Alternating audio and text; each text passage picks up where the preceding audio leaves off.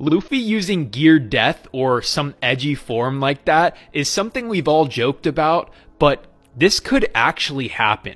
I'm going to discuss manga spoilers, so if you don't want to be spoiled, then do not watch further. Recently, Oda answered an SBS question about how the Impel Down Jailer Beasts had their personalities overtaken by their awakening, and in his response he said that Lucci should be careful, which implies that this can happen to any Zoan Devil Fruit user, including Luffy. This was kind of already implied in Road to Laugh Tale, where there's a page discussing Luffy's Devil Fruit, and it refers to the Impel Down Zoan guards being consumed by their awakenings. And it seems this happens because Zoan awakenings can rob the user of their personality. They have a mind of their own, and Luffy's Devil Fruit has a mind of a god. And recently in the manga, we learned that this sun god is known as both a liberator and a destroyer in these ancient texts. Some giants describe him in the way that we've always seen, that he's laughing and he brings joy to everyone, but other giants say that he lays waste to all. One of the giant kids even had Nika in their nightmares, and we saw exactly what this looks like courtesy of a Holy Knight. Could this be an accurate interpretation of Nika?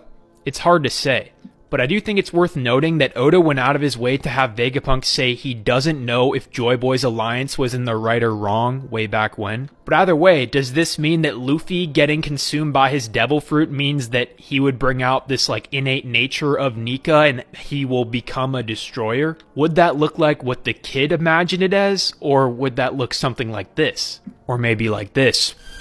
Either way, I think Zoan Devil Fruit users are consumed by their awakening when they use it for too long of a duration. And it could be that Luffy ends up using his Gear 5 form for too long, and that's when he starts to get consumed by Nika. And maybe Haki is the way to get out of this. I don't know. We know Luffy has pretty strong Haki, so that could be the key. One way this theory could be debunked is if Loki has this destroyer Nika power that all the giants fear, but I'm not sure that he does, because they do kind of describe Nika and Loki as distinct from one another, not really in the same breath. And it seems that Loki proclaiming himself as the sun god is just because every giant wants to be known as the sun god. That's their dream. If Loki's Devil Fruit is identifying him as the sun god, then wouldn't the other giants give up on trying to become the sun god? I think Loki's Devil Fruit could just be a legendary Devil Fruit that's based off Norse mythology. Also, one last thing, people like to bring up this panel of Kaido where he says an awakening is when your mind and body catch up to your ability. People say this proves that Luffy will never be consumed by his Devil Fruit,